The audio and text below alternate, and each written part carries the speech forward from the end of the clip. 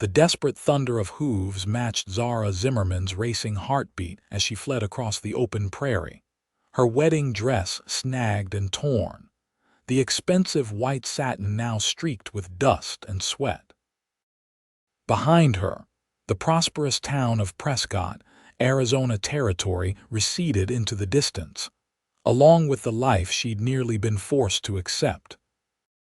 The year was 1879, and Zara had just committed the ultimate social sin, leaving wealthy banker Howard Prescott at the altar in front of the territory's most prominent citizens. As the distant church bells faded, Zara urged the borrowed mare forward, her veil long gone, her carefully arranged blonde hair now whipping wildly in the wind. She had no plan, no provisions, and nowhere to go. All she possessed was the desperate knowledge that she couldn't marry a man who viewed her as nothing more than a possession, a trophy to be displayed and controlled. The setting sun cast long shadows across the landscape as Zara's horse began to falter, the animal's breathing labored after hours of hard riding.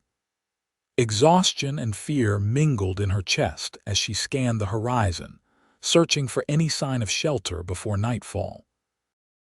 The desert could be merciless after dark, and she was ill-equipped for survival in her wedding attire. It was then that she spotted a thin line of smoke rising in the distance, evidence of a homestead or ranch nestled in the foothills ahead. With renewed hope, she guided her tired mount toward the promise of civilization, praying whoever lived there would show some mercy to a desperate woman. The small ranch came into view as the first stars appeared in the darkening sky. A modest cabin with a sturdy barn and corral sat nestled against the protective embrace of the foothills. A lantern glowed in the window, and the smoke she'd spotted curled from a stone chimney. The place wasn't grand, but it spoke of care and hard work. As she approached, a tall figure emerged from the barn, rifle in hand. In the fading light, she could make out broad shoulders, a weathered hat, and the confident stance of a man accustomed to defending his property. "That's far enough," called a deep voice, strong but not threatening. "State your business." Zara reined her exhausted horse to a stop, suddenly aware of how she must appear a disheveled woman in a ruined wedding dress, miles from anywhere. "Please," she called, her voice cracking with fatigue. "I need help." The figure stepped closer, lowering his rifle as he took in her appearance. In the dying light, she could see a face weathered by sun and wind, with keen eyes that assessed her situation in an instant. He appeared to be in his early 30s, with dark hair visible beneath his hat, and several days' worth of stubble on his jaw. "Looks like you've had quite a day, madam," he said, his expression softening as he noted her torn dress and the wild fear in her eyes. "I'm Ridge Blackburn." "This is my ranch. I'm Zara Zimmerman," she replied, struggling to maintain her composure. I had to leave. They were making me marry. I couldn't." Her words dissolved into a choked sob as the emotional and physical toll of the day finally overwhelmed her. Ridge stepped forward, reaching up to steady her as she swayed in the saddle. "Easy now. Whatever trouble you're running from, you're safe here for tonight." He offered a calloused hand to help her dismount. "My door is open to you, Miss Zimmerman." The simple kindness in those words broke something inside her, and tears spilled down her cheeks as she accepted his help. Her legs nearly buckled as she slid from the saddle, and Ridge's strong hands caught her elbows, steadying her. "Thank you," she whispered, aware of how vulnerable she was, placing her trust in a stranger. But something in his steady gaze told her she had nothing to fear from this solitary rancher. "Let's get you inside," he said, leading her horse with one hand while supporting her with the other. "You look like you could use some food and rest." The interior of the cabin was simple but tidy, with a central room that served as both kitchen and living area. A fire burned in the stone hearth, casting flickering light over rough-hewn furniture that spoke of practicality rather than luxury. "Sit," Ridge directed, gesturing to a chair by the fire. "I'll see to your horse, then fix you something to eat." While he was gone, Zara took in her surroundings. Bookshelves lined one wall, surprisingly well stocked for a remote ranch. A worn fiddle hung near the fireplace. Everything was clean and orderly, reflecting a man who took pride in his home despite its isolation. When Ridge returned, he carried a basin of water and a small bundle. "I thought you might want to wash up," he said, setting the items near her. "And I found this shirt and pair of trousers. They'll be too big, but more practical then." He gestured vaguely at her ruined wedding dress. "You're very kind," Zara said softly. "Most men would have turned me away." Ridge shrugged, moving to the stove where he began preparing a simple meal. "I've known what it's like to need shelter when there's nowhere else to turn." His voice held no pity, just simple understanding. "Whatever you're running from, it's not my place to judge." "I left a man at the altar today," Zara confessed, watching carefully for his reaction. "Howard Prescott." "Perhaps you've heard of him." Ridge's eyebrows rose slightly. "The banker from Prescott? Yes, I've heard of him. His reputation reaches even out here." He turned to face her fully. "They say he's not a man to cross." Zara's hands twisted in her lap. "Then you understand why offering me shelter might bring trouble to your door." Ridge considered her for a long moment before answering. "Miss Zimmerman, I've dealt with men like Prescott before. Men who believe their money and influence give them ownership of everything and everyone they desire." He returned to stirring the pot on the stove. "I reckon you had good reason to run. That's enough for me." Gratitude washed over Zara, followed quickly by bone-deep exhaustion. "I don't know what I'm going to do," she admitted, the vulnerability in her voice surprising even her. "I have nowhere to go, no family to turn to."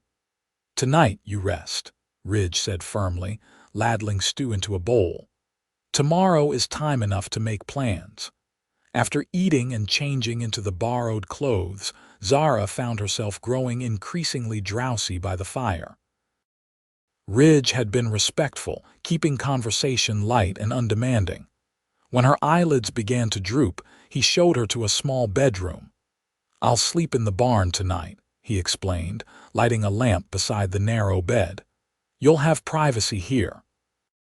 "I've put you out of your home," Zara protested weakly.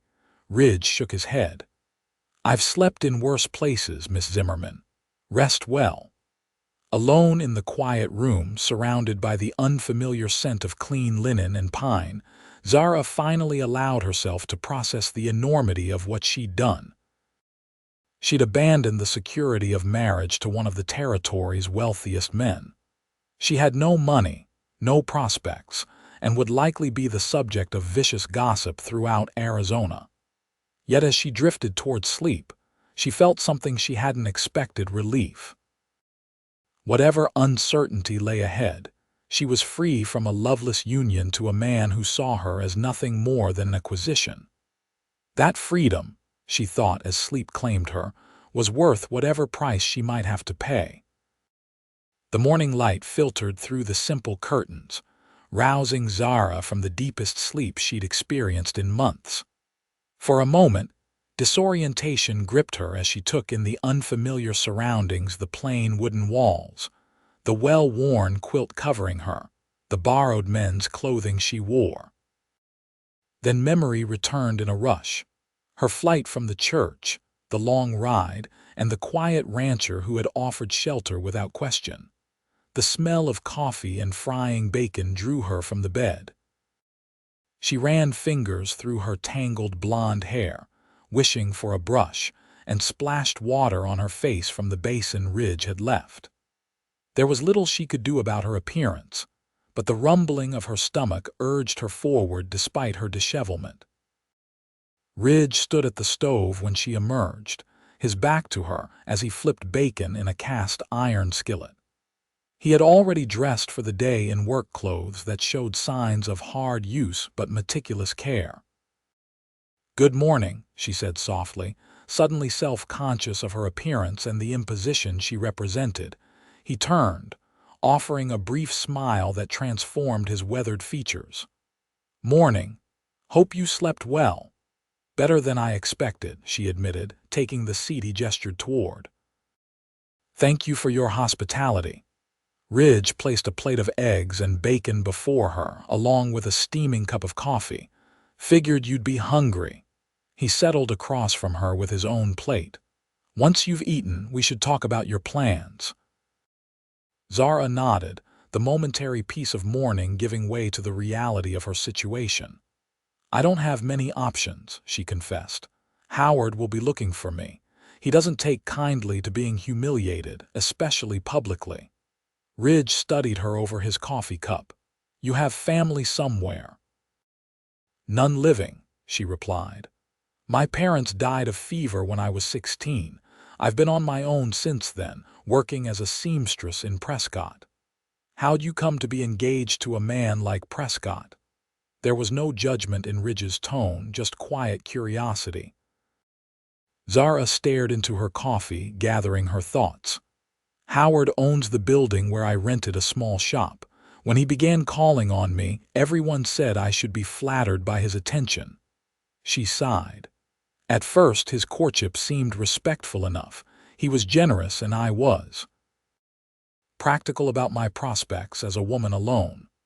Ridge nodded, understanding the realities faced by unmarried women in the territories. "But after we became engaged, things changed," she continued. "He became controlling, dictating what I wore, whom I spoke with, even insisting I close my shop because no wife of his would work like a common laborer." Her hands tightened around her cup. "Yesterday morning, I overheard him telling his business partner that marrying me was his way of securing a decorative and obedient wife who would be suitably grateful for the elevation in status he provided." A muscle tightened in Ridge's jaw, but he said nothing, allowing her to continue. "Standing there in that church, wearing a dress he had selected, about to promise myself to a man who saw me as property. I couldn't do it." She looked up, meeting Ridge's gaze directly. "I ran. I took a horse from the livery stable and just rode with no destination in mind." Ridge set his cup down carefully. "Prescott won't take this lightly. A man like that, with his pride wounded publicly, he'll come looking if only to save face." "I know," Zara whispered. "That's why I can't stay. I've brought enough risk to your door already." "Where will you go?" The simple question held no easy answer, and Zara's silence stretched between them. "I thought as much," Ridge finally said, rising to refill their cups. "Here's what I propose. Stay here for a few days while you consider your options. I could use help around the ranch, and it would give you time to plan your next steps." Zara looked up in surprise. "You would let me stay?" Knowing the trouble it might bring, Ridge's expression remained impassive, but his eyes held a hint of something deeper.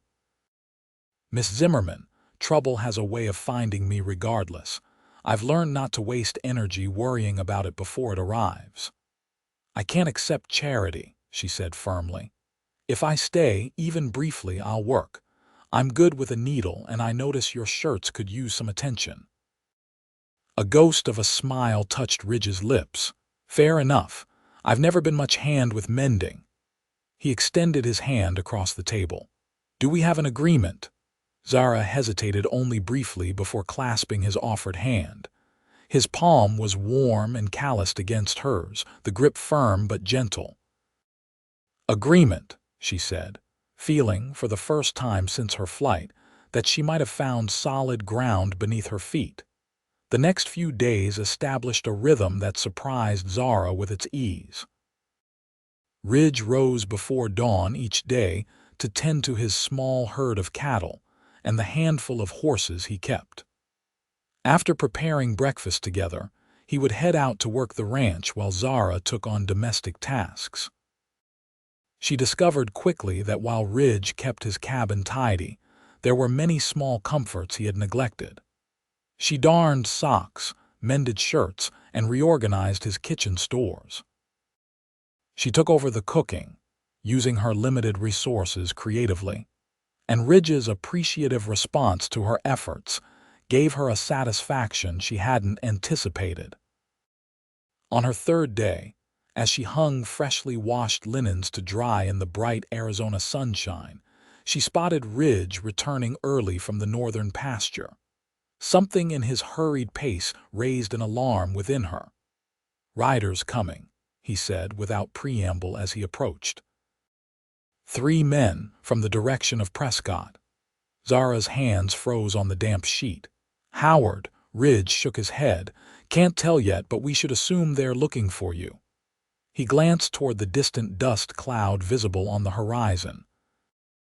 "You have 2 choices. Hide in the root cellar or stand your ground beside me." The decision came with surprising clarity. "I'm done hiding," she said firmly. "I'll face whatever comes." Approval flickered in Ridge's eyes. "Get inside and change into your dress. Better they see you as you were when you left."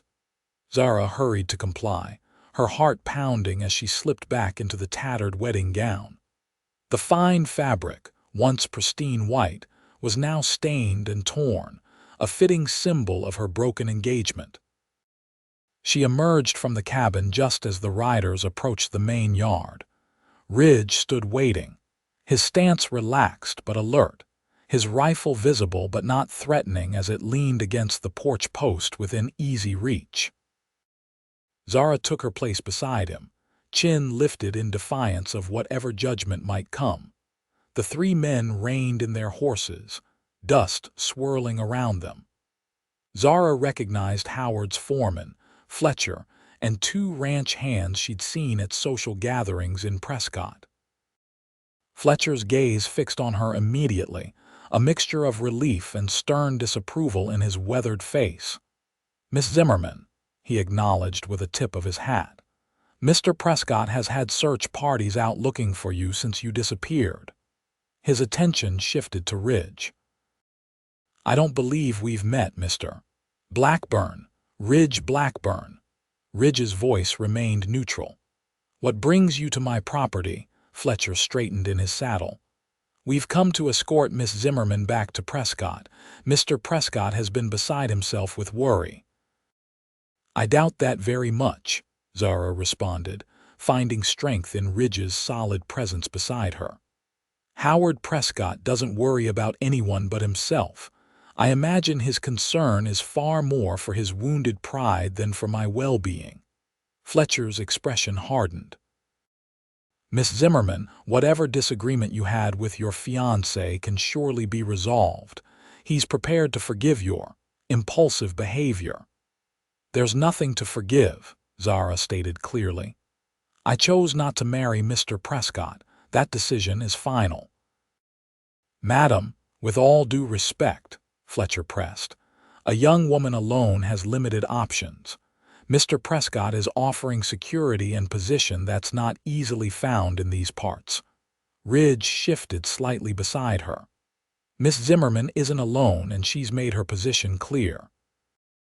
I suggest you respect her decision." Fletcher's gaze narrowed as he assessed the rancher. "And what exactly is your interest in this matter, Blackburn? You interfering in the private affairs of a prominent citizen could be viewed poorly."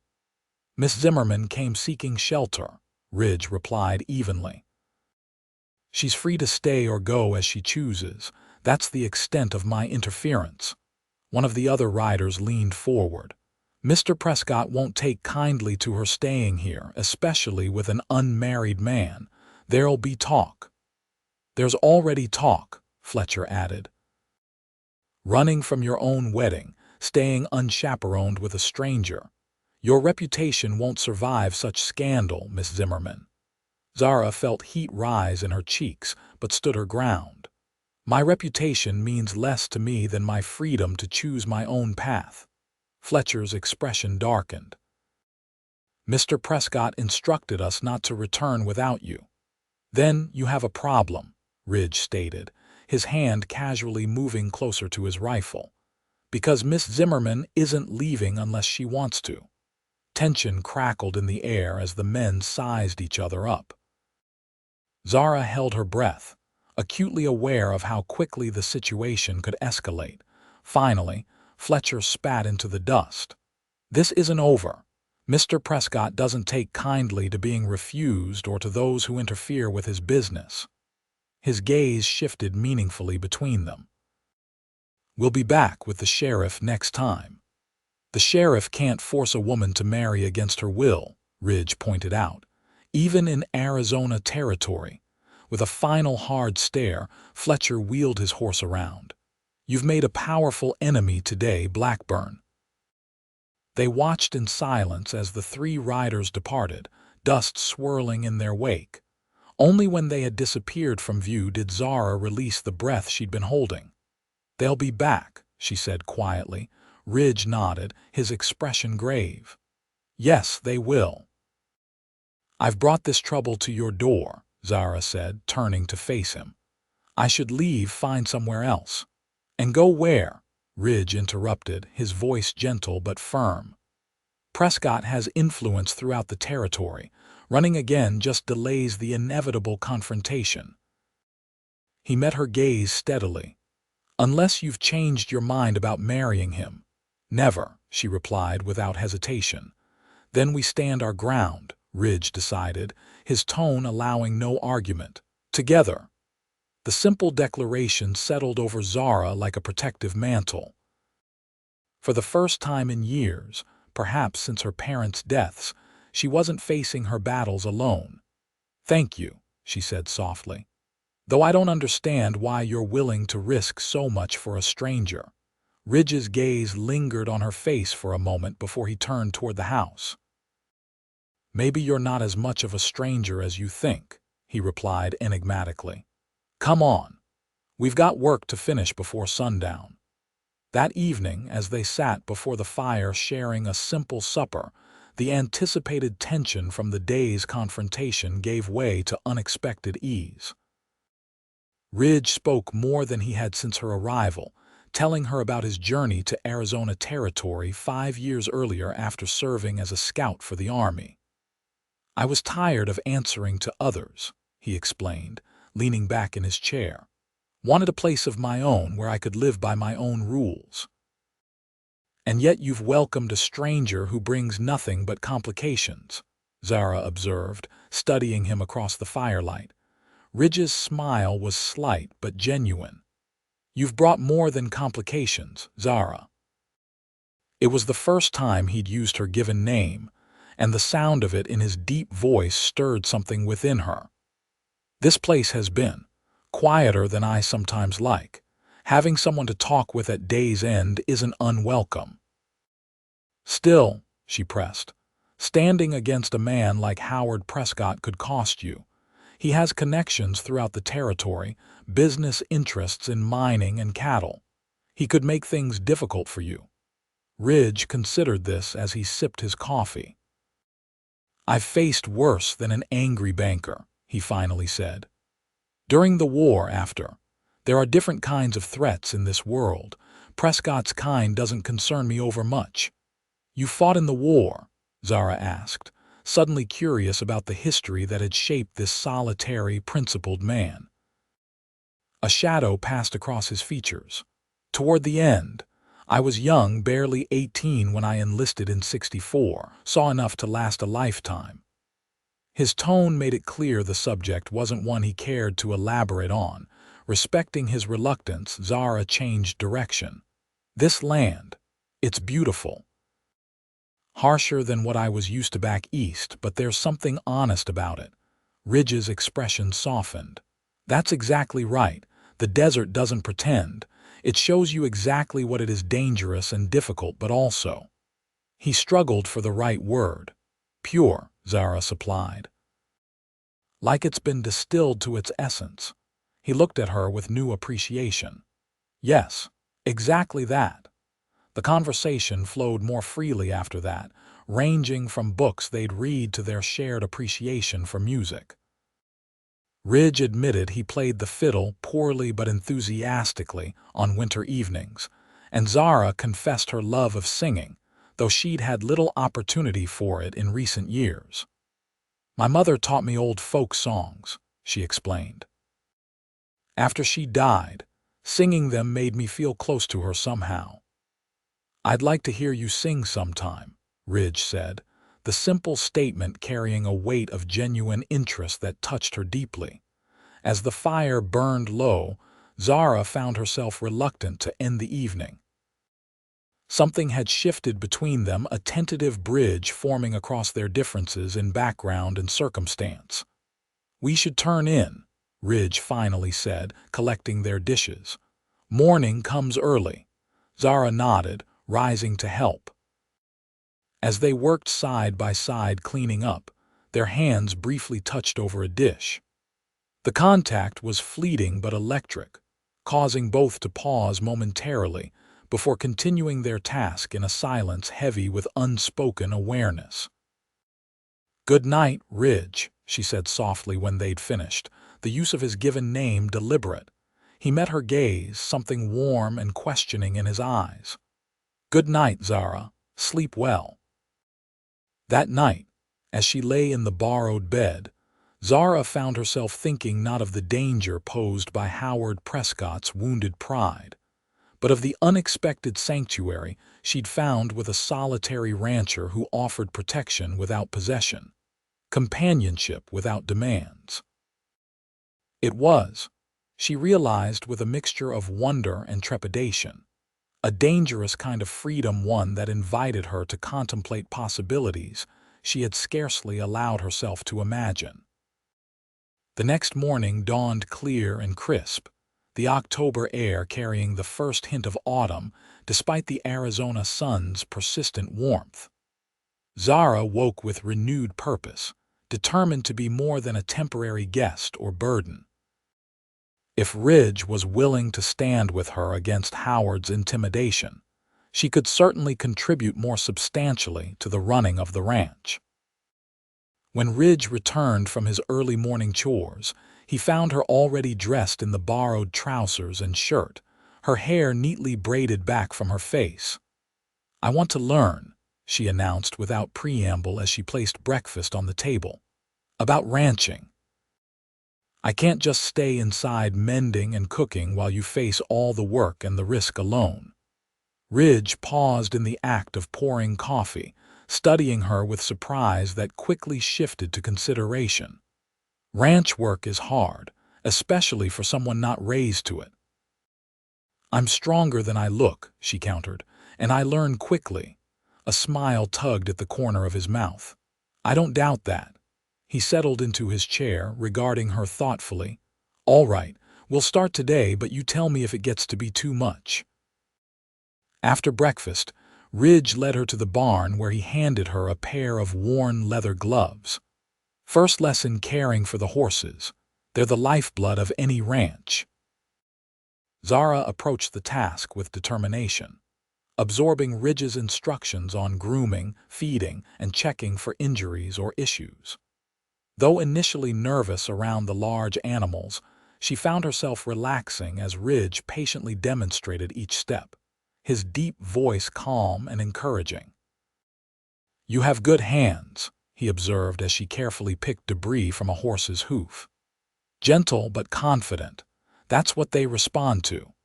His approval warmed her in a way that felt both unfamiliar and increasingly necessary. The days that followed established a new pattern.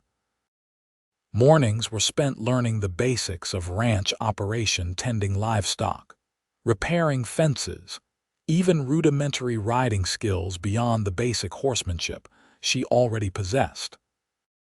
Afternoons often found her returning to household tasks, but now with a deeper appreciation for how they contributed to the overall functioning of the ranch.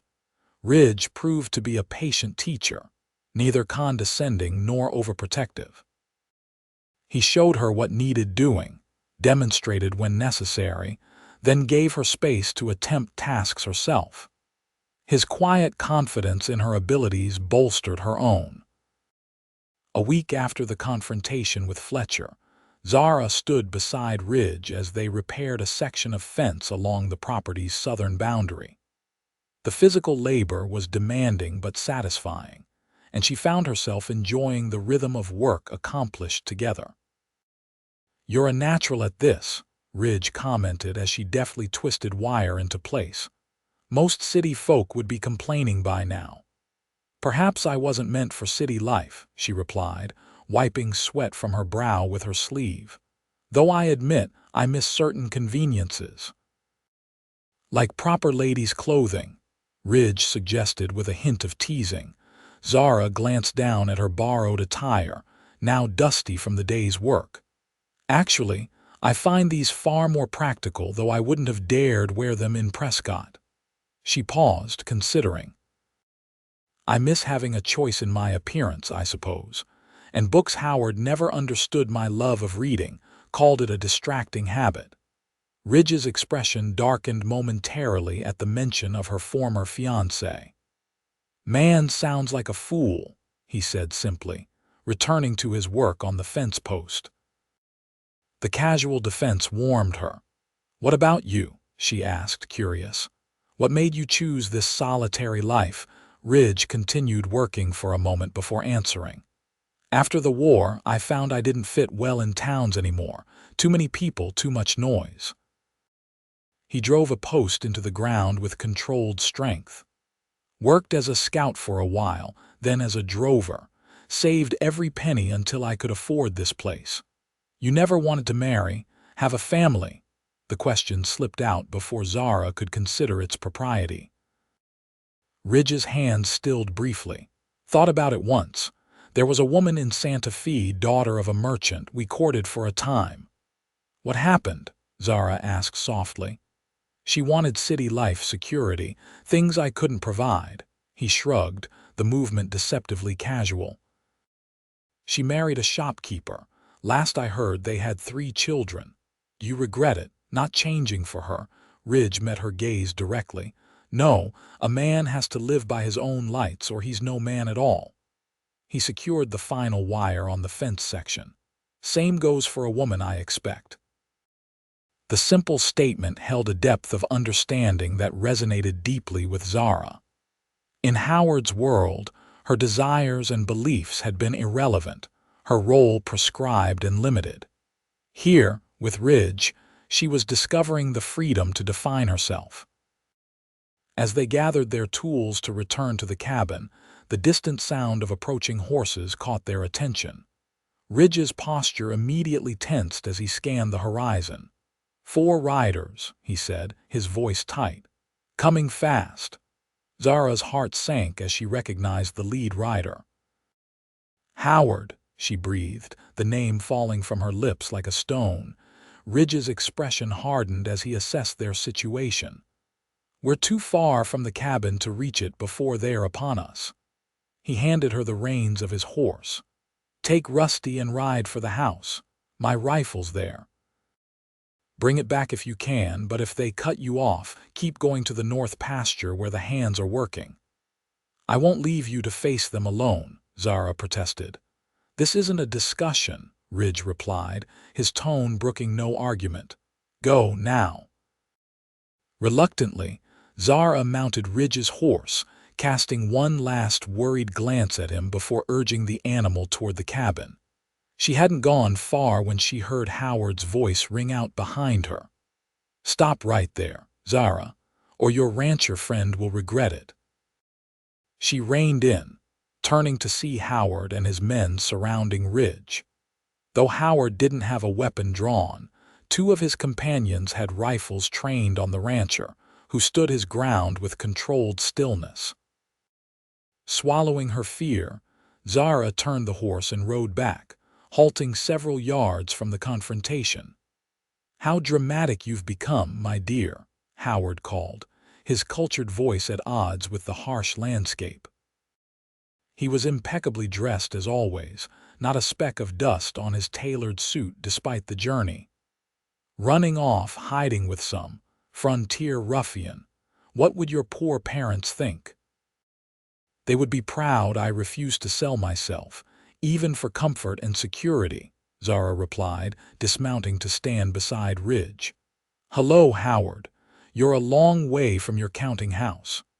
Howard Prescott's handsome face tightened with annoyance. You've caused quite a stir, Zara. The entire town is talking about your indiscretion. His gaze slid to Ridge with undisguised contempt. Though I'm willing to overlook this lapse in judgment if you return with me now.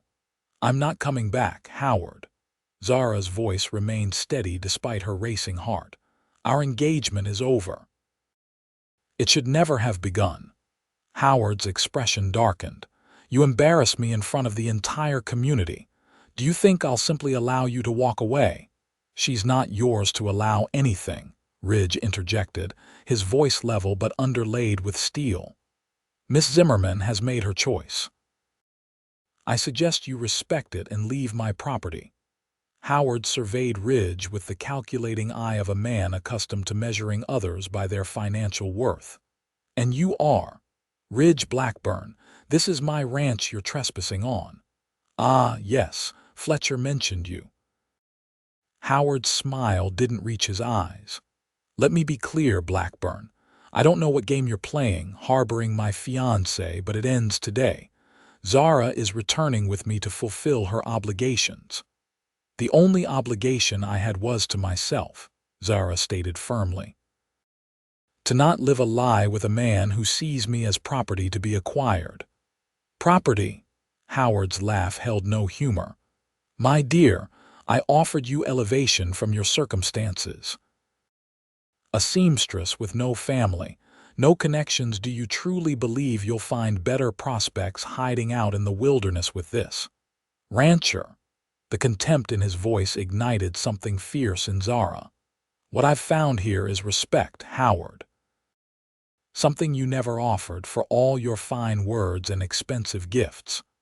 Howard's composure slipped, revealing the anger beneath. This is absurd. I've indulged your tantrum long enough. He gestured to his men. Bring her. If the rancher interferes, handle it. One of the men dismounted, moving toward Zara with determined purpose. Before he could reach her, Ridge stepped between them, his stance wide and grounded. Take another step and you'll regret it, Ridge warned, his voice deadly quiet. The man hesitated, looking to Howard for instruction. Move him, Howard ordered impatiently. What happened next occurred so quickly Zara barely had time to register it. The man lunged for Ridge, who sidestepped with surprising grace, catching the attacker's arm and using his momentum to throw him to the ground. When the second man dismounted to join the fray, Ridge met him with a controlled but devastating series of blows that left him staggering back. Enough! Howard's voice cracked like a whip. He drew a small pistol from inside his jacket, aiming it at Ridge.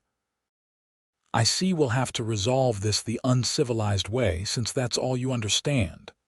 Howard, don't! Zara moved forward, fear clutching at her throat. Stay back, Zara, Ridge commanded, his attention never leaving Howard. You're making a grave mistake, Blackburn, Howard said coldly. Even if you somehow survive this encounter, a man of my influence can ensure you lose everything: your ranch, your reputation, your freedom. Is she really worth that sacrifice? Ridge's expression remained impassive. Seems to me a man who has to threaten and coerce a woman to marry him isn't much of a man at all. Howard's face flushed with rage. His finger tightened on the trigger just as a shot rang out, causing everyone to flinch. Dust kicked up at Howard's feet, and he jerked back in surprise. The next one won't miss, called a new voice from behind them. Zara turned to see Sheriff Thomas Dawson approaching on horseback, his rifle still raised. Behind him rode two deputies, their expressions grim. This doesn't concern you, Sheriff, Howard called, though he lowered his pistol slightly. A man drawing a weapon on another man's property concerns me greatly, Mr. Prescott, the sheriff replied, dismounting smoothly despite his age. He was a tall, lean man with graying hair and the weathered face of someone who had seen his share of frontier justice. "As does reports I've received about harassment and threats. I'm simply retrieving my fiancée, who has been improperly influenced by this." "Individual," Howard replied, gesturing dismissively at Ridge. Sheriff Dawson turned to Zara. "Miss Zimmerman, are you being held here against your will?" "No, Sheriff," she replied firmly. "Mr. Blackburn offered me shelter when I had nowhere to go. I'm here by choice and wish to remain." The sheriff nodded, seemingly unsurprised. "Mr. Prescott, I received a telegram from Judge Wilson in Prescott yesterday, inquiring about this very situation. Seems Miss Zimmerman sent him a letter explaining her circumstances." He fixed Howard with a hard stare. The judge was quite clear that a broken engagement, while socially awkward, is not a crime, nor does it give you any right to pursue or harass the lady. Howard's expression contorted with disbelief. "This is outrageous. Do you know who I am?" "A man pointing a gun on another man's property," the sheriff replied evenly, "which, in this territory, could get you shot legally." He gestured to Howard's pistol. "I suggest you holster that weapon and leave peacefully before this situation deteriorates further." For a tense moment, Howard seemed to weigh his options. Finally, with a barely controlled fury, he replaced his pistol inside his jacket. "This isn't over," he promised, his gaze shifting between Zara and Ridge. "No one humiliates Howard Prescott without consequences." "Actually, Mr. Prescott, it is over," Sheriff Dawson stated firmly. "Judge Wilson has issued a restraining order. You are to have no contact with Miss Zimmerman unless she initiates it." He produced an official document from his vest pocket. "Consider yourself served." Howard's face drained of color as he snatched the paper. "This is absurd. I'll have it overturned immediately." "That's your right," the sheriff acknowledged. "In the meantime, you'll abide by it unless you'd like to experience our local jail accommodations." He gestured toward the horizon. "Now, I suggest you and your men start back to Prescott. It's a long ride." With a final venomous glare, Howard wheeled his horse around. "You've made a powerful enemy today, Blackburn. Both of you will regret this humiliation." They watched in silence as Howard and his men rode away, dust billowing behind them like the wake of a departing storm. "Thank you, Sheriff," Ridge said once they had disappeared from view. "Though I'm curious how you happened to arrive at such a fortunate time." Sheriff Dawson's weathered face creased in a slight smile. "Been keeping an eye on the situation since I received the judge's telegram yesterday. When my deputy spotted Prescott and his men headed this way, I thought it prudent to follow." He turned to Zara. "You took a risk, Miss Zimmerman, breaking with a man of Prescott's standing, but from what the judge told me, you had good cause." "I couldn't marry a man who viewed me as a possession," Zara replied simply. The sheriff nodded. "Well, the law's on your side in this, whatever society might say. That restraining order should keep him at bay, at least officially." His expression grew serious. "Though men like Prescott often find ways around legal barriers when their pride is wounded." "We'll be vigilant," Ridge assured him. "See that you are." The sheriff remounted his horse. "I'll check in from time to time, make sure there's no further trouble." With a tip of his hat, he and his deputies departed, leaving Zara and Ridge standing alone in the settling dust. The tension that had gripped Zara began to dissipate, leaving her suddenly light-headed. She swayed slightly, and Ridge's hand immediately caught her elbow, steadying her. "Are you all right?" he asked, concern evident in his voice. She nodded, though tears threatened at the corners of her eyes. I never expected the sheriff to intervene, or the judge. I thought no one would believe me over Howard." Ridge's expression softened. "You underestimate yourself, Zara. Your strength speaks for itself." His hand remained on her arm, the touch warm and reassuring. "Though I admit, I'm curious about this letter to the judge you apparently sent."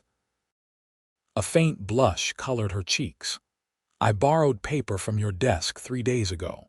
I remembered Judge Wilson from Prescott. He once complimented a dress I'd made for his daughter. He always seemed fair-minded." She met Ridge's gaze. "I didn't tell you because I didn't want to give false hope. I never truly expected him to act on it." Ridge studied her with new appreciation. "You continue to surprise me, Zara Zimmerman." Something in his tone made her heart quicken. They stood close, the air between them charged with unspoken feelings that had been building since her arrival. For a moment, Zara thought he might close the distance between them, and she found herself hoping he would. Instead, Ridge stepped back, though his eyes remained on hers. "We should head back. There's still work to be done before sunset." The moment passed, but as they walked toward their horses, Zara felt a new certainty settling within her. Howard's appearance had clarified something important. Her place was here, at least for now, on this rugged piece of Arizona, with a man who defended her freedom without trying to claim her for himself. It was, she reflected as they rode side by side toward the cabin, perhaps the most precious gift anyone had ever given her.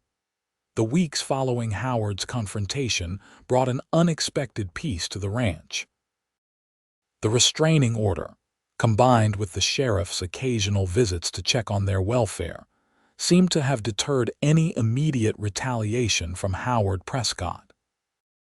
As November arrived with cooler temperatures and crystalline skies, Zara found herself settling into ranch life with increasing contentment. Her days had found a natural rhythm, rising early to prepare breakfast with Ridge, working alongside him for much of the day, then sharing quiet evenings by the fire.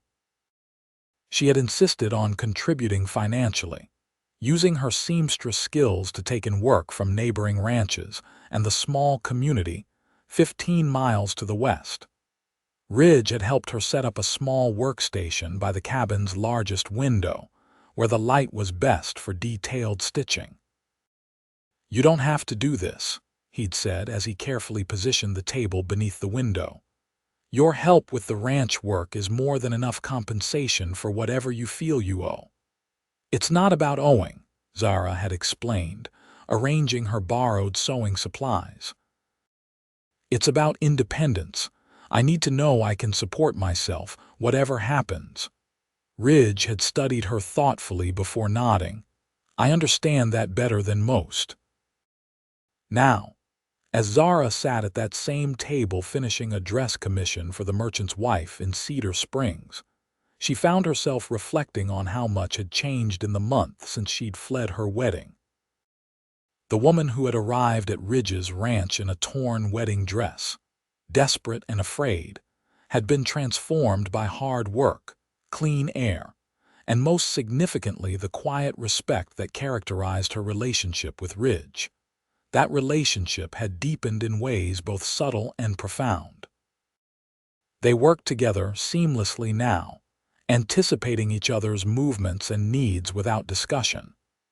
Their conversations had expanded from practical matters to deeper subjects: hopes, beliefs, memories both painful and precious. Ridge had gradually revealed more of his past, including the loss of his parents to influenza when he was just 20, leaving him to make his way alone in the world. Yet for all their growing closeness, a careful boundary remained between them. Ridge never presumed upon their isolation or her vulnerable position. His courtesy was unwavering, his behavior impeccable. If his gaze sometimes lingered on her when he thought she wasn't looking, if his hand occasionally brushed hers with seeming deliberateness when they worked side by side, well, Zara treasured these moments without attempting to define them. The sound of approaching hoofbeats drew her attention from her sewing. Glancing out the window, she saw Ridge returning from Cedar Springs, where he'd gone to purchase supplies and mail letters. His tall figure sat easily in the saddle, his movements in harmony with his mount.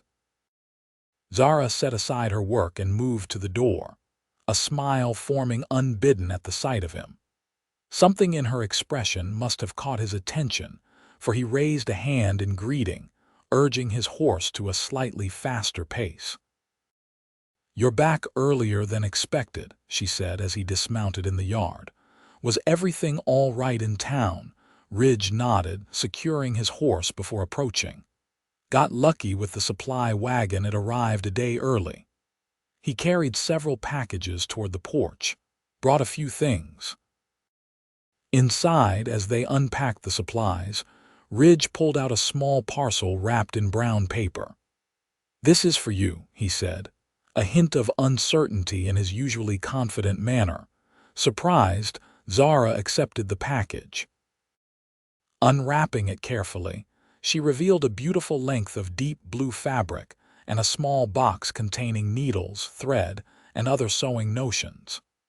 "Ridge," she breathed, running her fingers over the fine material. "This is lovely, but you shouldn't have saw it and thought of your eyes," he interrupted, then immediately looked as though he regretted the candid admission. "Thought you might like something of your own to wear instead of my old clothes." The thoughtfulness of the gesture touched her deeply. "Thank you," she said softly. "It's perfect." Their eyes held for a long moment before Ridge cleared his throat and returned to unpacking the remaining supplies. "There's news from Prescott," he said, his tone deliberately casual. "Heard it in the Mercantile." Zara tensed slightly. "About Howard." Ridge nodded. "Seems he's left for San Francisco on business. Store owner said he was making a show of it, telling anyone who would listen about some major banking opportunity requiring his personal attention." "That's unexpected," Zara said, surprise evident in her voice. "Maybe he's finally accepted the situation," Ridge suggested, though his expression indicated his doubt. Zara shook her head. "Howard doesn't accept defeat. He retreats, regroups, and tries another approach." She sighed, unwilling to let thoughts of her former fiancé intrude on the pleasant moment. "But his business in San Francisco gives us breathing room, at least." "There's something else," Ridge added, hesitating before continuing. "The sheriff stopped me in town.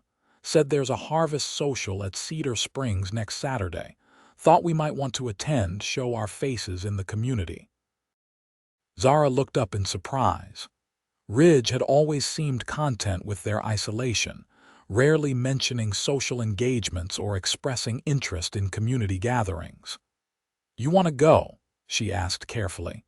He shrugged, busying himself with arranging canned goods on the shelf. "Might be good for you to meet more people in the area, make connections beyond just me and the ranch." Something in his tone caught her attention, a careful neutrality that suggested hidden thoughts. "And you? Would you enjoy such an evening?" Ridge met her gaze directly. "If you were there, yes." The simple statement carried a weight that made her heart quicken. Before she could respond, he continued more practically. "Besides, the sheriff thinks it would be wise for us to establish ourselves openly in the community. Makes it harder for Prescott to cause trouble if people know us." Zara nodded slowly, understanding the wisdom in this approach. "Then we should go." She glanced down at the blue fabric in her hands. "And it seems I have a dress to make before Saturday." The following days passed in a flurry of activity. Between ranch work and preparing for the social, Zara found herself busier than ever.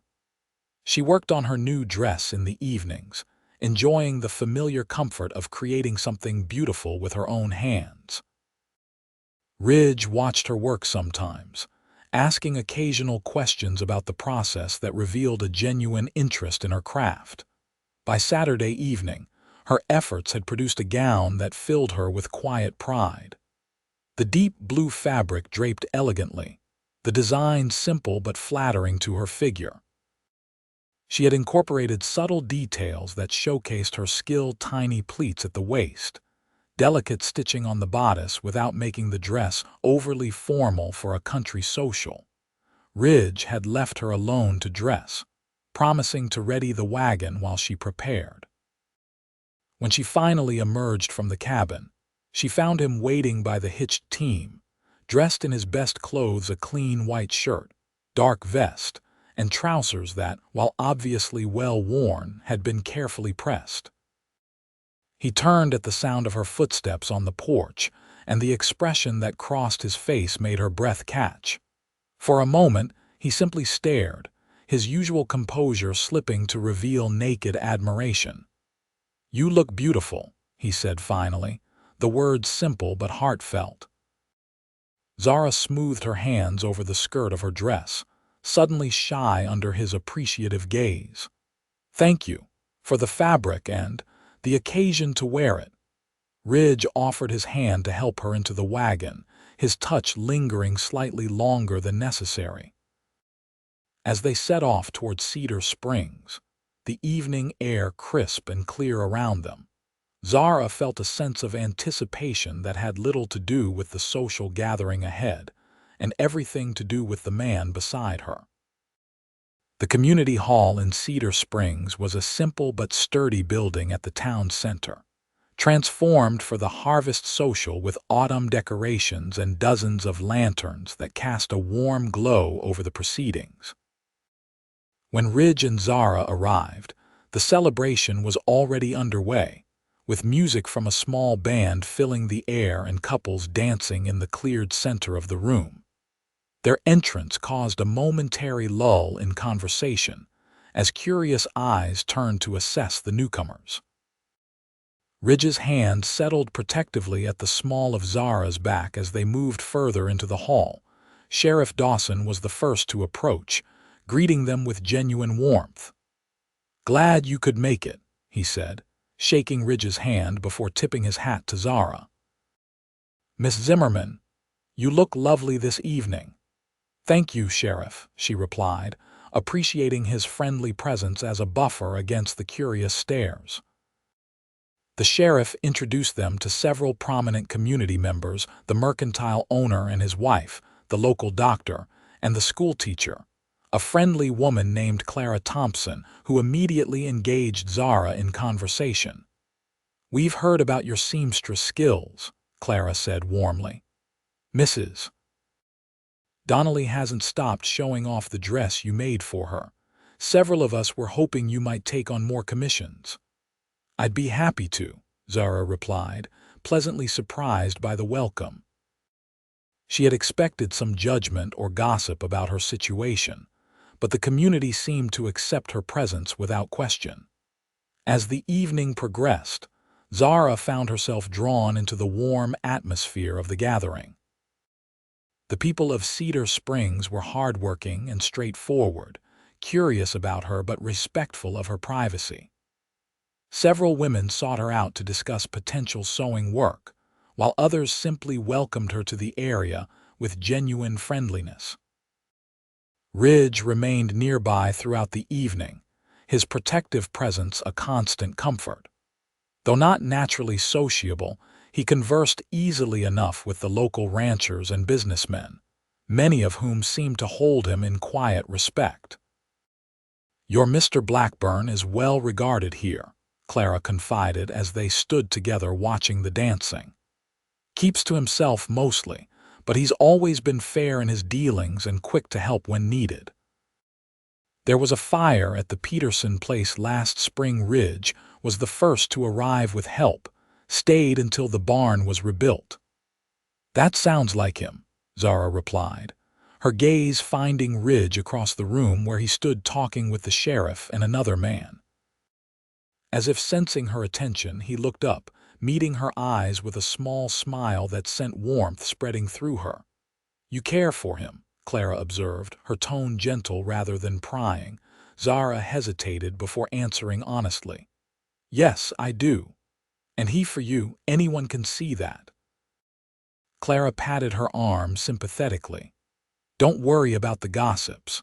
Those who matter understand that life in the territories doesn't always follow conventional paths. Before Zara could respond, the music shifted to a slower tune and Ridge appeared before them. "Miss Thompson," he acknowledged Clara with a polite nod before turning to Zara. "Would you care to dance?" The request surprised her. Ridge had never mentioned dancing among his skills. "I'd love to," she replied, placing her hand in his outstretched one. As he led her to the dance floor, his hand warm and steady at her waist, Zara felt a curious mixture of nervousness and rightness. They moved together with unexpected grace, Ridge guiding her confidently through the steps. "I didn't know you danced," she said softly, looking up at him. A smile touched his lips. "There's still a few things you don't know about me." His hand tightened slightly at her waist. "You've enjoyed the evening more than I expected," she admitted. "Everyone has been very welcoming." "They're good people," Ridge agreed. "Simple maybe, by city standards, but honest." "I'm finding I prefer honest simplicity to sophisticated dishonesty," Zara replied, thinking of the calculated social interactions she'd endured in Prescott. Ridge's eyes held hers as they turned with the music.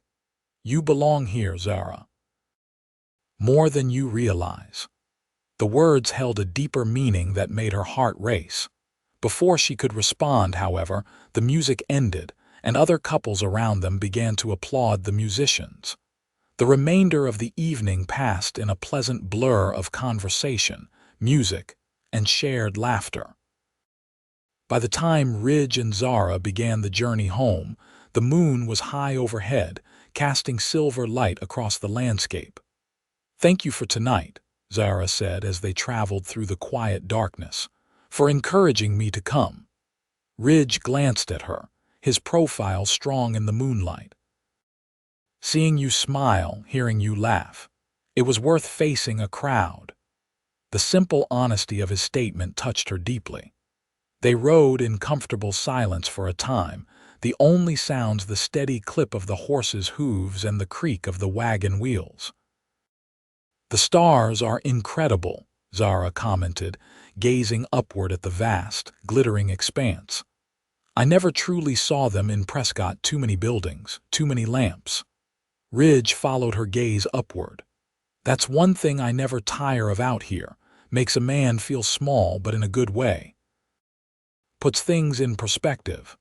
"What things?" she asked curiously. He considered before answering. "What matters? What doesn't? Out here, stripped of pretense, you learn the difference." His voice softened. "The night you arrived in that torn wedding dress, you already knew what mattered, even if you didn't have a plan beyond that knowledge." "Freedom," Zara murmured. "The right to choose my own path." Ridge nodded. "The most valuable thing anyone can possess." He hesitated before adding, "and the most important thing anyone can offer another person." The weight of his words settled between them, laden with meaning. As they approached the ranch, the cabin a dark silhouette against the starlit landscape, Zara felt as though they stood on the threshold of something momentous. Ridge helped her down from the wagon, his hands lingering at her waist as her feet touched the ground. They stood close, the night air cool around them, their breath visible in the moonlight. "Zara," Ridge began, his voice lower than usual. "These past weeks, I know," she interrupted softly, gathering her courage. "I've felt it too." His hands tightened slightly at her waist. "I don't want to presume. Your independence, what you fought for, I would never want to compromise that." Zara reached up, laying her palm against his cheek, feeling the slight roughness of stubble beneath her fingertips. "There's a difference between being claimed and choosing to belong," she said softly. "With Howard, I would have been owned with you." She paused, searching for the right words. "With you, I'm free to choose, and I choose this, us." For a heartbeat, Ridge remained still, his eyes searching hers in the moonlight. Then, with deliberate slowness, he lowered his head and kissed her. The contact was gentle at first, almost questioning, but when Zara responded, her fingers sliding into his hair, the kiss deepened into something more profound. When they finally parted, both slightly breathless, Ridge rested his forehead against hers. "I've wanted to do that since the night you arrived," he admitted. "Even in my torn wedding dress and state of panic," Zara teased gently. Ridge smiled, the expression transforming his usually serious features. "Even then, there was something about you fierce and frightened all at once. I knew you were special." She kissed him again, reveling in the freedom to express the feelings that had been building for weeks. When they finally separated, Ridge took her hand, leading her toward the cabin. "It's late," he said, his voice husky, "and tomorrow comes early as always." At the door, he paused, his expression growing serious. "I don't want to rush this, Zara. Whatever happens between us, it should be on your terms in your time." The consideration in his words, the respect for her agency, confirmed everything she felt for him. "Thank you," she whispered, standing on tiptoe to brush her lips against his once more. "Good night, Ridge." "Good night, Zara," he replied, his eyes warm with promise. "Dream well." That night, as she lay in her bed, Zara reflected on the journey that had brought her to this moment. From desperate flight to newfound purpose, from solitude to connection, her path had unfolded in ways she could never have anticipated.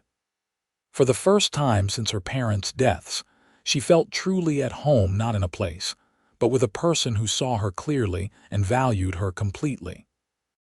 Whatever challenges lay ahead, whatever Howard Prescott might yet attempt, she would face them with Ridge beside her.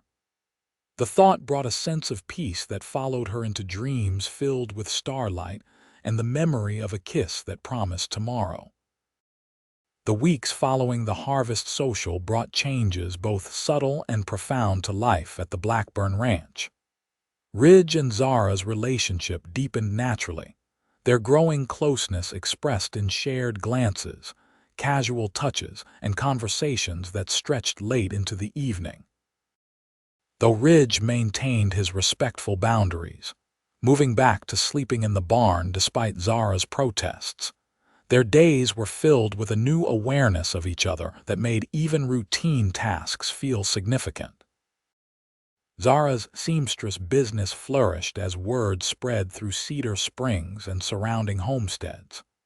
Women traveled considerable distances to commission her work, often staying for tea and conversation.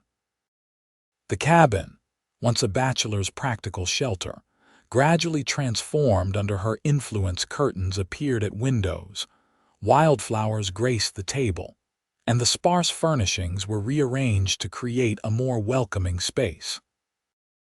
With December's arrival came preparations for Christmas, a holiday Zara had not properly celebrated since her parents' deaths.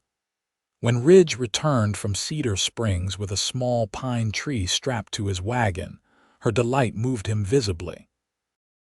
"It's not much," he said as they positioned it in the corner of the main room, "but I thought you might like to have something familiar for the holiday." "It's perfect," she assured him, already planning decorations they could create from materials at hand. That evening, as they sat before the fire crafting simple ornaments from pine cones, dried berries, and scraps of fabric, Zara found herself reflecting on how completely her life had changed in just 2 months. "What are you thinking?" Ridge asked, noticing her pensive expression. "That I never expected to be here," she replied honestly. "Making Christmas decorations with a rancher in the Arizona territory, miles from anywhere I've known before." She met his gaze, her smile softening. "And that I wouldn't want to be anywhere else." Ridge set aside the ornament he was working on, his expression growing serious. "Zara, there's something I've been wanting to discuss with you." The gravity in his tone caused her heart to skip. "What is it?" He seemed to gather his thoughts before continuing. "Winter's setting in." "Your reputation. Staying here indefinitely, just the two of us." He sighed, running a hand through his hair in uncharacteristic agitation. "I don't want to pressure you, but people will talk." "People already talk," Zara pointed out gently. "I left a man at the altar and fled to a bachelor's ranch. My reputation could hardly be more compromised in conventional eyes." "That's just it," Ridge said, leaning forward. "I care about your standing in the community, your future." "My future is here," she stated with quiet certainty. "With you, if that's what you want as well." Ridge's expression softened, relief evident in his features. "It's what I want more than anything." He reached for her hand, his calloused fingers wrapping around hers. "I'm not good with words, Zara, never have been. But these past months, having you here, it's changed everything." "For me too," she whispered, her heart full. "I don't have much to offer," he continued, his voice rough with emotion. "This ranch, my name, a life that's never going to be easy or refined. But everything I have is yours if you want it." Realization dawned on Zara as she recognized the proposal hidden within his humble words. "Ridge Blackburn," she said, her voice trembling slightly. "Are you asking me to marry you?" A smile touched his lips, lighting his eyes with uncharacteristic vulnerability. "Been trying to work up the courage for weeks, doing a poor job of it clearly." Joy bubbled up within her, bright and unexpected. "Yes," she said simply. "Yes, I'll marry you." His expression transformed with happiness and relief as he pulled her into his arms. The kiss they shared was different from those that had come before, deeper, filled with promise and commitment. When they finally separated, Ridge pressed his forehead to hers. "I never thought to find someone like you," he confessed. "Someone strong enough to build a life out here, yet gentle enough to make it worth building." Zara traced the line of his jaw with her fingertips, marveling at how this solitary, principled man had become the center of her world. "When I ran from that church, I had no destination in mind, just the desperate need to be free." She smiled, tears of happiness threatening. "I never imagined freedom would lead me straight to you." They decided to marry before Christmas, seeing no reason for delay once their minds were made. The community embraced their news with genuine warmth, particularly Clara Thompson, who took charge of arrangements with enthusiastic efficiency. "The schoolhouse can be decorated nicely," she assured Zara during a visit to the ranch. "Nothing elaborate but dignified and proper. Most of the community will want to attend. You've both made quite an impression these past months." Zara found herself touched by the acceptance she'd found among these frontier people. Unlike Prescott society, with its rigid expectations and judgmental scrutiny, the residents of Cedar Springs valued character above convention. Her flight from a prominent banker was viewed not as scandal, but as admirable independence of spirit. As the wedding day approached, however, a shadow fell across their happiness. Sheriff Dawson rode out to the ranch one crisp December morning, his expression grave as Ridge greeted him in the yard. "Problem?" Ridge asked, immediately alert to the sheriff's demeanor. "Could be," Dawson replied, dismounting stiffly. "Howard Prescott returned to Prescott 3 days ago. Word is he's been asking questions about you two, specifically about your upcoming wedding." Zara, who had come outside upon seeing the sheriff arrive, felt a chill that had nothing to do with the winter air. "What kind of questions?" "The kind that suggest he hasn't accepted the situation as resolved," the sheriff said carefully. "He's been meeting with lawyers, though no one seems clear on what legal angle he's pursuing." Ridge's expression hardened. "The restraining order is still in effect." "It is," Dawson confirmed. "And I've made sure my deputies are keeping an eye out. Just thought you should know he's back and potentially still nursing a grudge." After the sheriff departed, promising to send word of any concrete developments, Ridge and Zara retreated to the cabin's warmth to discuss this unwelcome news.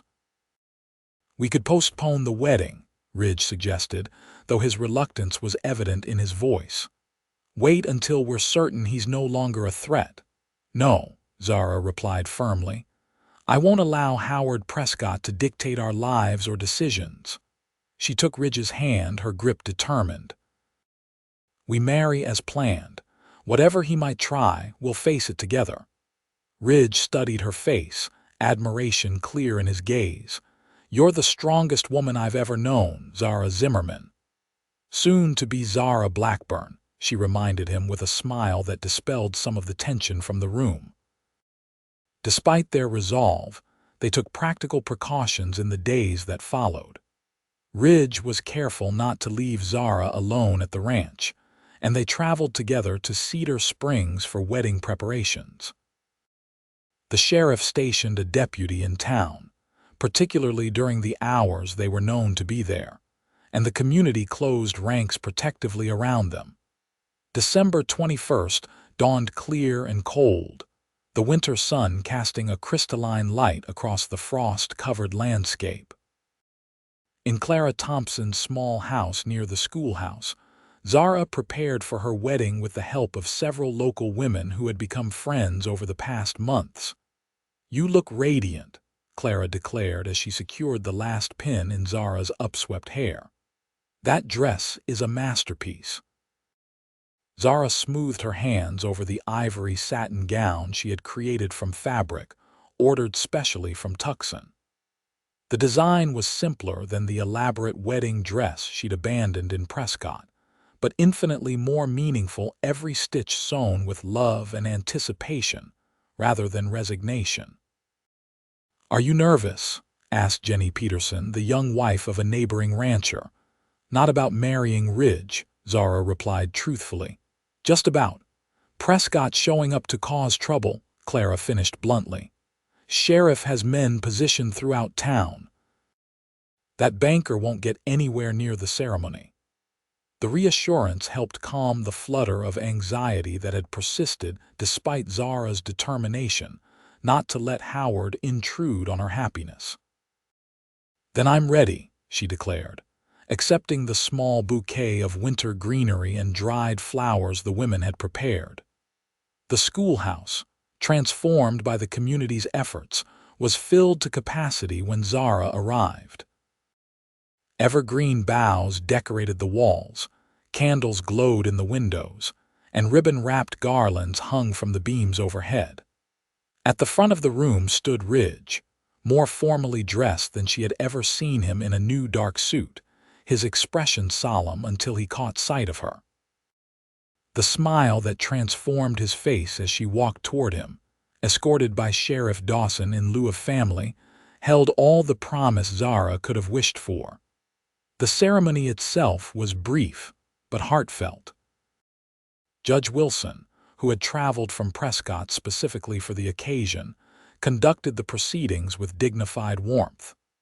When Ridge and Zara exchanged vows, his deep voice steady and her lighter one clear with certainty, many in the audience dabbed at their eyes.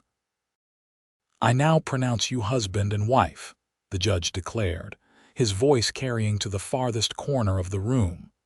"You may kiss your bride, Mr. Blackburn." Ridge's kiss was tender yet possessive, a perfect balance that embodied everything about the man himself. When they turned to face the assembled community as husband and wife, the applause that greeted them felt like a benediction approval, and acceptance from people who had come to matter deeply to both of them. The celebration that followed was joyous and unpretentious, a community feast in the schoolhouse, with everyone contributing dishes, music provided by local players, and dancing that continued well into the evening. Zara found herself passed from partner to partner, as the men of Cedar Springs claimed traditional dances with the bride, though her eyes constantly sought Ridge across the room. It was during a rare moment alone, as they stood near the refreshment table catching their breath between dances, that Judge Wilson approached them with an expression that immediately put Ridge on alert. "Mr. and Mrs. Blackburn," the judge greeted them formally. I hate to intrude on your celebration with business matters, but there's something you should know before you return to your ranch tonight." "What is it, Judge?" Ridge asked, his arm tightening protectively around Zara's waist. Wilson glanced around to ensure they weren't overheard. "Howard Prescott came to see me yesterday in Prescott.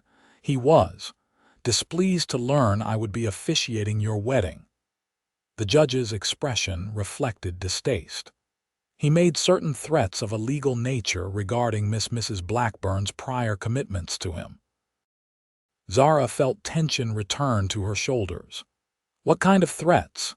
"He claimed to have documentation proving you had borrowed substantial sums from his bank, secured against promise of marriage," the judge explained, his tone indicating his skepticism. "He suggested he could bring charges of fraud if you married another without settling these supposed debts." "That's absurd," Zara exclaimed. "I never borrowed a penny from Howard or his bank." "I suspected as much," Wilson nodded. His claims had the desperate quality of a man clutching at straws. "Nevertheless, I thought you should be aware." He hesitated before continuing. "There's something else. My clerk overheard Prescott at the hotel bar last night making some rather intemperate remarks about not allowing the wedding to proceed, regardless of legal obstacles." Ridge's expression darkened.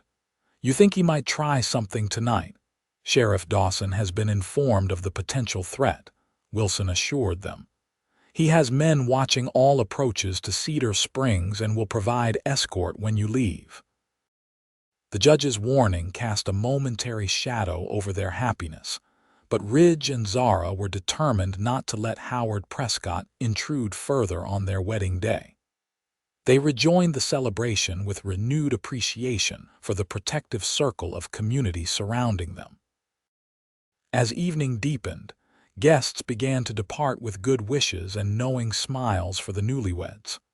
Finally, as the last of the revelers headed home through the cold night, Sheriff Dawson approached with their coats. "My deputy and I will ride with you back to the ranch," he said, his tone making clear this was not optional. "Just to ensure you arrive safely." The journey home through the starlit night was peaceful, the sheriff and his deputy riding ahead and behind the wagon Ridge had decorated specially for the occasion with evergreen boughs and ribbons. Zara, nestled close to her husband's side beneath warm blankets, felt a profound contentment despite the lingering concern about Howard's threats. "Happy?" Ridge asked softly, his breath visible in the cold air. "Completely," she assured him, tightening her arm around his. "It was perfect, exactly the wedding I would have chosen if I'd known what I truly wanted." Ridge smiled down at her, his expression tender in the moonlight. "Better than the elaborate affair Prescott planned." "There's no comparison," Zara replied honestly. "That wedding was about display and possession. This was about love and community." She leaned her head against his shoulder. "I'm Mrs. Ridge Blackburn now, and nothing Howard can do will change that." At the ranch, Sheriff Dawson and his deputy made a thorough check of the property before declaring it secure. "We'll keep an eye out," the sheriff promised as he prepared to depart. "But I suspect Prescott's threats were more bluster than genuine intent. Still, lock your doors tonight." Alone at last, Ridge carried Zara across the threshold of the cabin in traditional fashion, both of them laughing at the slight awkwardness of the gesture in the confined space. Inside, they found the main room transformed. Someone from the community, likely Clara, had slipped away from the celebration early to prepare a homecoming for the newlyweds. Fresh candles illuminated the space, the fire had been built up to warm the cabin, and the bed in what was now their shared room had been made up with new linens. A sprig of winter berries on the pillow. "Our friends think of everything," Zara said softly, touched by the thoughtful gestures. Ridge set her down gently, but kept his arms around her waist. Are you tired from the day's excitement? It's been a long journey to this moment. The question held deeper meaning than the simple words suggested, an acknowledgement of all they had overcome to reach this point of beginning. Zara reached up to touch his face, her fingers tracing the strong line of his jaw with tender familiarity. "Not too tired to begin the next part of our journey," she assured him, her voice soft but certain. "The best part." His kiss in response held all the restrained passion of a man who had waited patiently for this moment, respecting her boundaries while yearning for their dissolution. As they moved together toward their shared future, the shadows of the past, Howard's threats, Zara's flight, Ridge's solitude receded into insignificance against the reality of their union. In the days that followed, Ridge and Zara settled into married life with a naturalness that surprised even them. The ranch work continued, now truly shared between them as equal partners. Zara's seamstress business flourished, with a steady stream of commissions that contributed significantly to their household income. They established routines and rituals that reflected their shared values, reading together in the evenings, music on Sunday afternoons when Ridge would play his fiddle while Zara sang, joint decisions about ranch improvements and future plans. Christmas arrived with a quiet joy that neither had experienced in years. They exchanged simple gifts, a new leather belt Zara had tooled herself for Ridge, a delicate silver necklace with a turquoise pendant he had purchased months earlier in anticipation of this moment. The decorations they had crafted together adorned their small tree, and the cabin filled with the aroma of special dishes Zara prepared from her mother's recipes.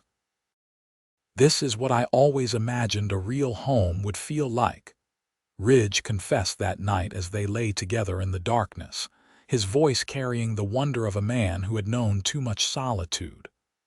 "Not just a place to rest between work, but somewhere that holds meaning." "It's the people who create home," Zara replied softly, her head resting on his chest where she could hear the steady beat of his heart. "Not the place itself."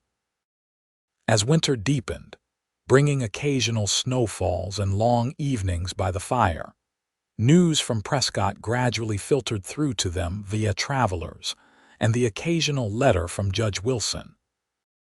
Howard Prescott, it seemed, had abandoned his legal threats after being firmly rebuffed by the judge and other officials. While he continued to speak bitterly about Zara's betrayal in social settings, his attention had apparently shifted to a visiting banker's daughter from California, a development that suggested his wounded pride was healing in the balm of new social conquest. "You think he's truly given up?" Zara asked one evening in late January after Ridge shared this latest information gleaned from the mercantile owner. Ridge considered the question thoughtfully. Men like Prescott rarely admit defeat permanently, but his kind also tend to focus on immediate gratification. "If this California heiress is entertaining his attentions, you're likely old news by now." The assessment brought relief rather than offense. "Then perhaps we can truly move forward without looking over our shoulders," Zara said, the prospect both liberating and slightly surreal after months of underlying tension. February brought milder weather and the first stirrings of spring to the high desert landscape. As new growth began to emerge from the winter-dormant earth, changes occurred within the Blackburn household as well. It was Clara who first noticed Zara's subtle pallor during a visit to deliver fabric from Tucson. "Are you feeling well?" she asked with characteristic directness. "You look a bit peaked." "Just tired," Zara replied, though privately she had been noting other symptoms for nearly 2 weeks: a persistent queasiness in the mornings, unusual sensitivity to certain smells, a tender fullness to her breasts. Clara's knowing gaze suggested she recognized these signs. "When was your last monthly?" she asked, lowering her voice though they were alone in the cabin. The direct question brought Zara's unspoken suspicions into sharp focus. "Over 6 weeks ago," she admitted, a mixture of hope and uncertainty washing over her. Clara smiled warmly. "I thought as much." "You're glowing despite the fatigue." She patted Zara's hand. "Have you told Ridge yet?" "I wanted to be certain first," Zara explained, her hand unconsciously moving to rest on her still flat abdomen.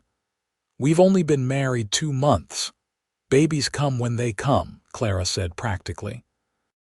"And I've seen the way that man looks at you. He'll be overjoyed." That evening, after Ridge returned from checking the northern pasture where the early calves were being born, Zara prepared his favorite meal. As they ate, she found herself watching him closely, imagining how he would react to her news. "You're staring," he observed with a slight smile. "Do I have dirt on my face still?" "No," Zara replied, setting down her fork. "I'm just thinking how much I love you, Ridge Blackburn." His expression softened. "What's brought this on?" Taking a deep breath, Zara reached across the table to take his hand. "I have something to tell you," she began, suddenly nervous despite Clara's reassurance. "Something wonderful, I hope." Ridge's expression grew concerned at her serious tone. "What is it?" "I believe I'm going to have a baby," she said simply. "Our baby. In early autumn, probably September." For a moment, Ridge sat perfectly still, processing her words. Then his face transformed with such pure joy that Zara felt tears spring to her eyes. "A baby," he repeated, his voice rougher than usual with emotion. "You're sure?" Zara nodded. "As sure as I can be without the doctor's confirmation. All the signs are there." Ridge rose from his chair and came around the table, pulling her gently to her feet and into his arms. "A baby," he whispered again, his hand moving to rest protectively over her stomach. "Our child." The wonder in his voice, the tenderness in his touch, confirmed everything Zara had hoped for in his reaction. "You're happy, then?" "Happy doesn't begin to cover it," he replied, pressing his forehead to hers. "Zara, you've already given me more than I ever thought to have in this life. A home, partnership, love." His voice caught slightly. "And now a family of our own." The months that followed were filled with preparations and planning. Ridge threw himself into improvements to the cabin with renewed purpose, adding a proper nursery adjoining their bedroom, expanding the kitchen to make Zara's work easier, installing larger windows to admit more light. His protective instincts, always strong, intensified as Zara's condition became more visible, though he was careful not to constrain her independence. The community embraced the news of the coming child with characteristic warmth. Women from neighboring homesteads brought traditional gifts and practical advice. Clara organized a baby shower, where Zara received handmade blankets, tiny garments, and other necessities. Even the men of Cedar Springs contributed, arriving one Saturday to help Ridge construct a proper covered porch where Zara could sit comfortably during her confinement. Summer arrived with blazing heat that made Zara's advancing pregnancy more challenging. Ridge insisted on hiring a young man from town to help with the more strenuous ranch work, allowing him to spend more time ensuring Zara's comfort. "I'm pregnant, not invalid," she protested one particularly hot afternoon as he urged her to rest rather than continue with her sewing. Ridge's expression remained implacable. "Doctor said you need to avoid overheating. That means rest during the hottest part of the day." His tone softened as he added, "Please, Zara, for my peace of mind if nothing else." She relented, recognizing the genuine concern behind his insistence. In truth, the pregnancy had been draining her energy more than she liked to admit, particularly as the summer heat intensified. The baby was active, its movements a constant reminder of the new life growing within her, a miracle that still filled her with wonder despite the physical discomforts. As September approached, bringing slightly cooler temperatures and the imminent arrival of their child, a letter arrived that momentarily disrupted their peaceful anticipation. Sheriff Dawson delivered it personally, his expression grave. "This came to the post office yesterday," he explained, handing the envelope to Ridge. "Thought I should bring it out rather than let you find it on your next trip to town." The letter bore the Prescott Bank letterhead, the elegant script of Howard Prescott's hand addressing it formally to Mrs. Zara Blackburn. Ridge's expression darkened as he recognized the source, his protective instinct immediately engaged. "You don't have to read it," he told Zara, who had emerged onto the porch at the sheriff's arrival. "I can burn it right now." Zara considered the option, tempted to dismiss whatever message her former fiancé might have sent. But curiosity and a desire for final closure prompted her to reach for the envelope. "No, I want to know what he has to say." Inside was a single sheet of expensive stationery, covered in Howard's precise handwriting. "Mrs. Blackburn, news of your impending motherhood has reached Prescott Society. Allow me to extend congratulations on this development, which confirms the wisdom of my decision to release you from any obligation to me. A woman of your station is doubtless better suited to rural domesticity than the responsibilities that would have been expected as my wife. I write primarily to inform you that I am to be married next month to Miss Eleanor Sinclair of San Francisco, daughter of Sinclair Banking Corporation's founder. Our union represents a significant alliance between our respective financial institutions and will be celebrated with the social prominence it deserves. Consider any perceived debt between us settled. Your happiness with your rancher and coming child is payment enough for the social embarrassment your actions temporarily caused me. I trust we need have no further communication. Howard Prescott." Zara read the letter twice, absorbing the condescension and barely disguised relief evident in every line. Then, to Ridge's surprise, she began to laugh, a genuine, unburdened sound that seemed to release the last vestiges of tension she had carried regarding her former life. "What's so amusing?" Ridge asked, taking the letter she offered and scanning its contents with a frown.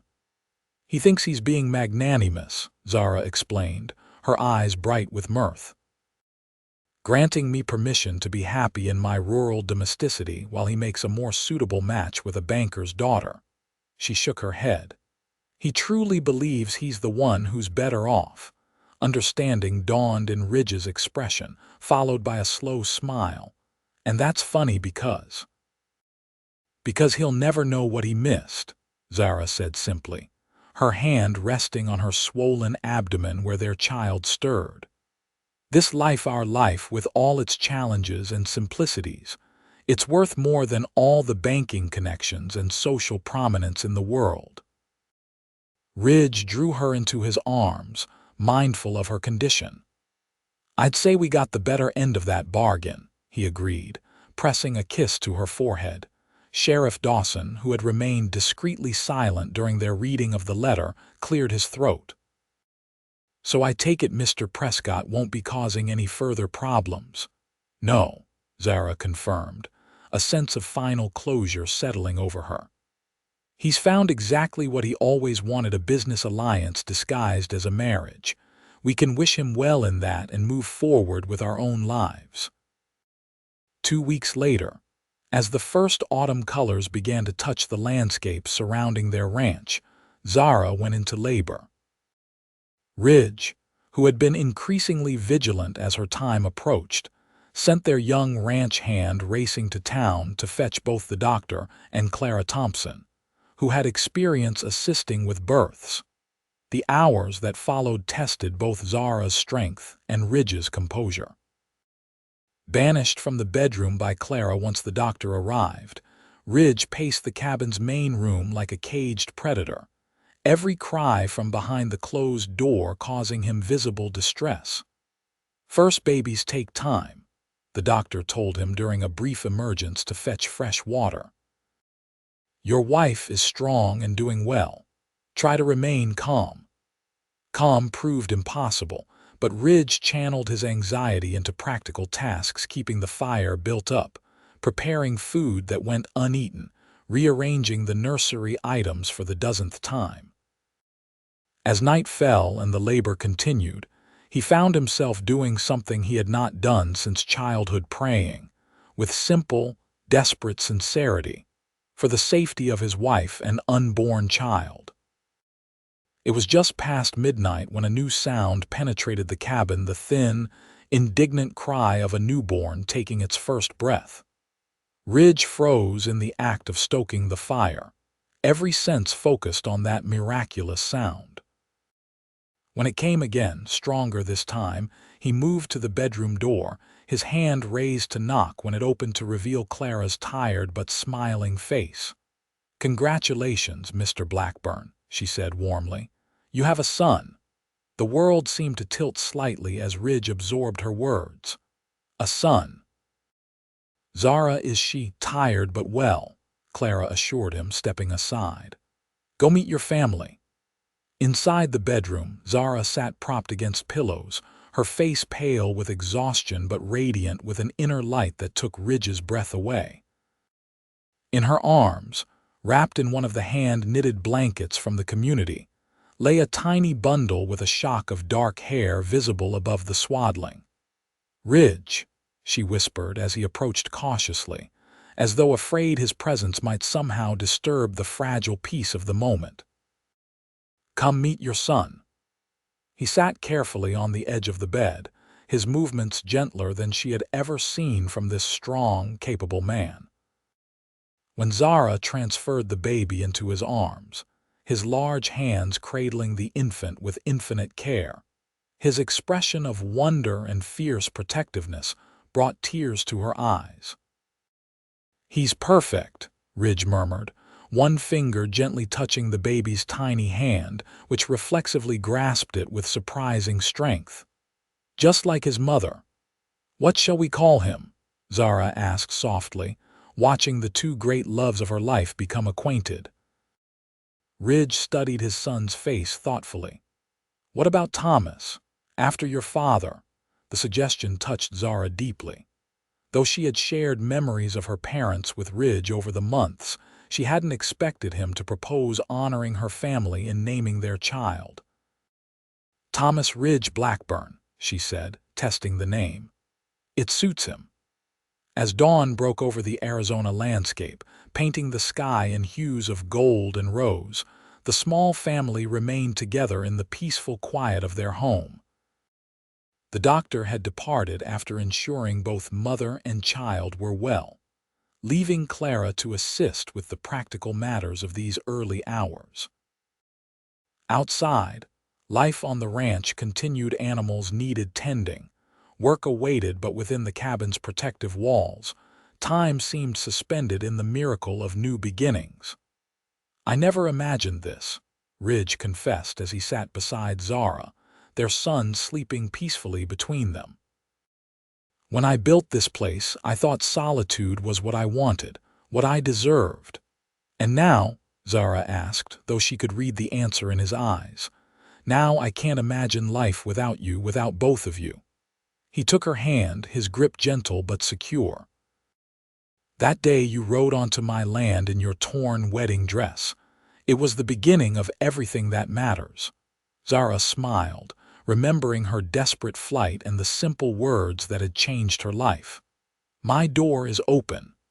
"We've come a long way from that day," she said softly. "And we have so much further to go together." Ridge's gaze held hers, his expression reflecting all the love and commitment that had grown between them. "I look forward to every step of that journey, Mrs. Blackburn." As the autumn sun rose higher, bathing their home in golden light, young Thomas stirred and opened eyes that promised to be as blue as his father's. In that moment, surrounded by the family she had found through courage and chance, Zara felt a completion that transcended all the fear and uncertainty that had marked her flight from Prescott. What had begun as desperate escape had transformed into the most profound homecoming imaginable, not to a place, but to the people who made that place sacred. Outside, the land stretched toward distant horizons, wild and challenging and beautiful. Inside, within the walls they had made their own, a new chapter began, one written not in flight but in belonging, not in fear but in love, not in constraint but in the freedom that comes from choosing one's own path and finding, against all odds, exactly where one is meant to be. As the seasons turned and years passed, the Blackburn ranch flourished under the care of the family that called it home. Thomas grew from infant to toddler to sturdy boy, his father's quiet strength and his mother's determined spirit evident in equal measure. He was joined 2 years later by a sister, Elizabeth Clara, whose arrival was celebrated with the same joy that had welcomed him. Ridge expanded the ranch operations gradually, adding more cattle and improving the breeding stock until the Blackburn brand became known throughout the territory for quality. Zara's seamstress business evolved into a small but thriving shop in Cedar Springs, where she worked 2 days each week, creating everything from practical garments to special occasion finery that drew customers from as far as Prescott. The community that had embraced them continued to be central to their lives. Their children grew up surrounded by the extended family of neighbors and friends who had stood with Ridge and Zara from the beginning. The cabin expanded over time to accommodate their growing family and increasingly frequent visitors, though it retained the warmth and simplicity that had always characterized their home. Occasionally, news would reach them of Howard Prescott and his banking empire. His marriage to Eleanor Sinclair had indeed created a powerful financial alliance, though rumors suggested it lacked the warmth and partnership that defined the Blackburns' union. When the great financial panic of 1893 swept through the nation's banking system, Prescott's overextended institutions suffered significant losses, though his wife's family connections ultimately saved them from complete ruin.